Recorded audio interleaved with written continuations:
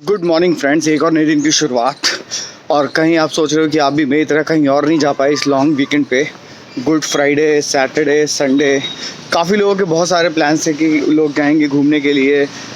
कोई दिल्ली के बाहर ड्राइव करके जाएगा, कोई फ्लाई करके जाएगा। आई एम श्योर बहुत सारे लोग गए भी होंगे, लेकिन हर जगह काफ़ी ट्रैफिक था। कहते हैं ना कि दिल बहलाने के लिए ख्याल अच्छा है गालिब।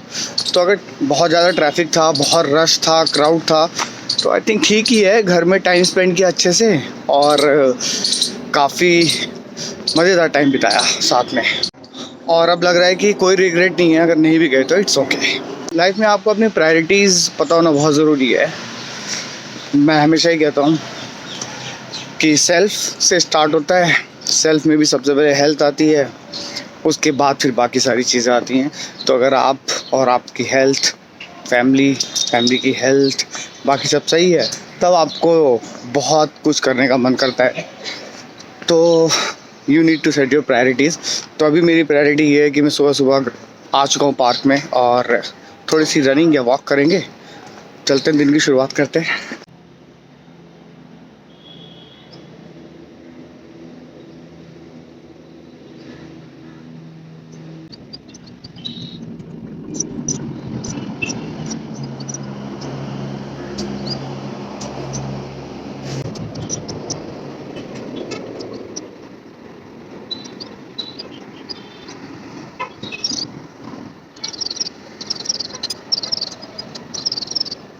नमस्कार, गुड मॉर्निंग।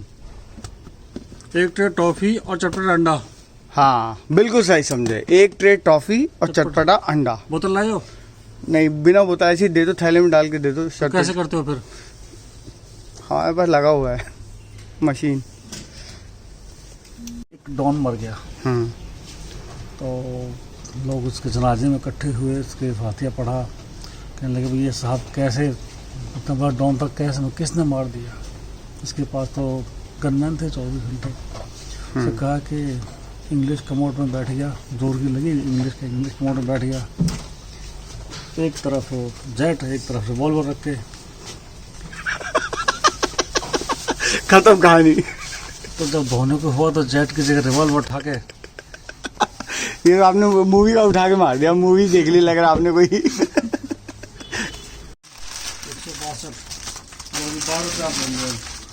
162 और बहनों, हमारे अत्री साहब, हमारे चहीते अत्री साहब। कोरोना आने वाला है, डर लगता है।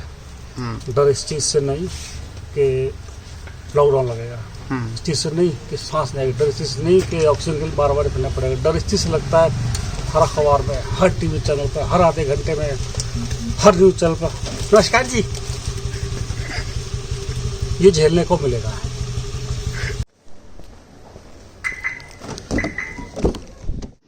Ayurveda, naturopathy, allopathy, homeopathy. I am sure आप लोग समझ रहे होंगे कि ये सारी मेडिसिन की पद्धतियाँ हैं कि कोई एलोपैथी यूज़ करता है, कोई आयुर्वेदा, कोई होम्योपैथी, कोई नेचुरोपैथी।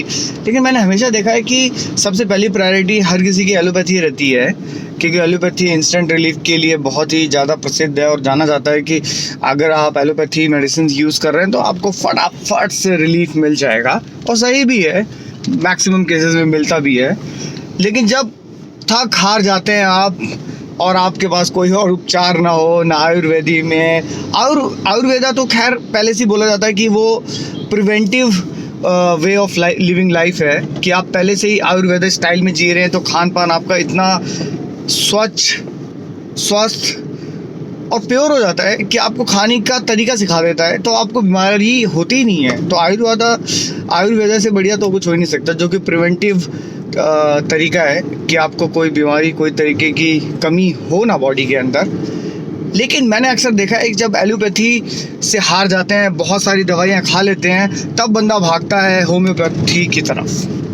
क्योंकि आज होम्योपैथी डे है, तो मुझे लगा होम्योपैथी डे के बारे में थोड़ी बात करता हूँ। क्योंकि होम्योपैथी डे हो या ना हो, उससे कोई फ़र्क नहीं पड़ता, बट मेन इंपॉर्टेंट ये है कि भाई होम्योपैथी का आपकी लाइफ में क्या इंपॉर्टेंस है, या होम्योपैथी की मेडिसिन से मेरा क्या एक्सपीरियंस रहा है। तो आई वुड से कि जैसे कि किसी भी चीज़ का 100% गारंटी नहीं हो सकती। कहते हैं ना कि हर किसी चीज़ की गारंटी नहीं है आज की डेट में। हो सकता है कुछ केसेस में चल जाए, हो सकता है कुछ केसेस में ना चले, क्योंकि मेरे साथ भी ऐसा ही एक्सपीरियंस रहा है। बट बहुत ही ज़बरदस्त, बहुत ही महीनों चलने वाली चीज़ जो इशू होता है वो होम्योपैथी से, और बहुत ही ख़तरनाक तरीके से जो पेनफुल डिजीज़ है वो होम्योपैथी से ठीक होते हुए देखी है मैंने। तो मुझे लगता है कि होम्योपैथी से फ़ायदा तो होता है। और जहाँ पर एलोपैथी के डॉक्टर ने बोल दिया था कि आप, not me but I am talking about someone, कि आपको दवाई हमेशा खानी पड़ेगी, लाइफ टाइम खानी पड़ेगी, या आपको सर्जरी करानी पड़ेगी, ये एलोपैथी के डॉक्टर का कहना है, वहाँ पर अब ज़ीरो मेडिसिन पर आ चुके हैं। तो मतलब आप ये समझो कि होम्योपैथी कैसे काम करती है उसका तरीका अलग है, एलोपैथी का अलग तरीका है, तो फ़र्क तो है बॉस। लेकिन वहीं अगर मैं बात करूं, मेरा एक्सपीरियंस ये भी रहा है, एक छोटी सी चीज़ के लिए होम्योपैथी के पास अगर कोई विज़िट करता है तो उसमें आराम ही नहीं आता है। तो ऐसा एक्सपीरियंस भी रहा है। लेकिन मुझे लगता है कि दोनों अपनी जगह सही हैं, जिससे जिसको आराम आ जाए वही सबसे बढ़िया रास्ता होता है। और अल्टीमेटली पर्पस क्या है? तबीयत ठीक करनी है, राइट? तो तबीयत चाहे ऐसे ठीक हो चाहे वैसे ठीक हो, तबीयत ठीक होनी चाहिए। तो फिलहाल अपनी तबीयत को और भी ठीक करते हैं, अपनी एनर्जी को, अपनी वाइब्रेशन को और पॉजिटिव करते हैं। मंडे का दिन है, मिलते हैं इस ज्ञान के बाद। तो भाई साहब बात ऐसी है, घर जैसी है। ऑफिस से निकलने के बाद कॉलीग के साथ अब वक्त मिला है बात करने का, क्योंकि जब आपके साथ कोई कॉलीग होता है फिर तो आप बात नहीं कर सकते ना। आपसे बात करने के लिए तो अलग से समय निकालना पड़ता है। समय निकाला, उनके साथ बातचीत हुई और बात हो रही थी कि भाई स्कूल की फ़ीस कितनी बढ़ गई है, ट्रांसपोर्टेशन की फ़ीस कितनी बढ़ गई है। तो ये भी एक पार्ट ऑफ द बजट है कि हर साल जब बच्चे नेक्स्ट क्लास में जाते हैं तो स्कूल की फ़ीस कितनी बढ़ जाती है अचानक से। ख़ास तौर पे annual charges, development charges, transportation charges, और साथ के साथ यूनिफॉर्म भी लेनी है, बुक्स भी लेनी है। तो देयर आर मैनी चैलेंजेस। तो आपको हर चीज़ बजट करके चलना चाहिए पहले से ही। ऐसा तो है नहीं, पता नहीं था कि होने वाला है, लेकिन ये पता नहीं होता कि चार्जेस रिवाइज हो जाएंगे। वो थोड़ा सा अटपटा लगता है कि 2-4 किलोमीटर के लिए आपको हैवी अमाउंट देना पड़ता है ट्रांसपोर्टेशन वाले को। दुख वो भी नहीं होता, दुख तब होता है कि वो चार्जेस मई और जून के भी ले लेते हैं, जबकि 2 महीने स्कूल बंद रहता है। स्कूल की टीचर की फ़ीस तो समझ में आती है कि मई जून की ले लो यार, टीचर क्योंकि पूरे साल पढ़ाती हैं, 2 महीने की छुट्टी होती है, बट एडमिनिस्ट्रेटिव वर्क के लिए उनको फिर भी जाना पड़ता है कभी कभार। बट ट्रांसपोर्टेशन का तो ना कोई फ्यूल लग रहा है, ना ड्राइवर का कुछ चार्जेस लग रहा है, ना टाइम लग रहा है। वो अपनी गाड़ी तो कहीं और चला सकते हैं 2 महीना, उनकी फ़ीस भी देनी पड़ती है। दिस इज़ अनफेयर, मुझे तो ये लगता है। आपको क्या लगता है ज़रूर बताना।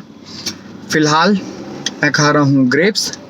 चलते हैं घर, देखते हैं घर पे क्या माहौल है, कुछ दिखाने लायक है या फिर सीधा खाना खा के सो जाएंगे।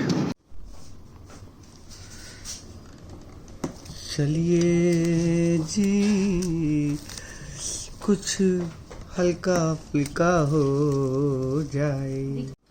नहीं सही है, चटनी खानी चाहिए। वाओ, क्योंकि ना इसको सॉस वॉस नहीं।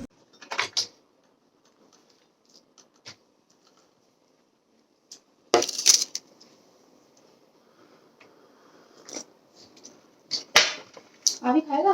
RCB hit 15 sixes tonight। अभी 15 छक्के मारे हैं टोटल। अभी देखो, इसको ना बॉईल करके ऐड दो।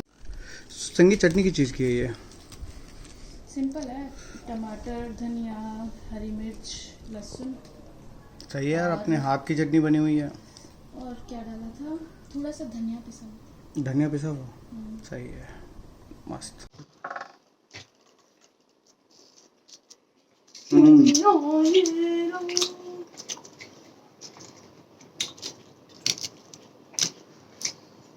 तो लगा दूं?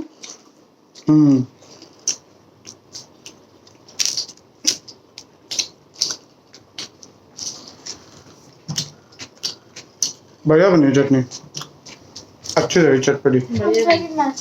हाँ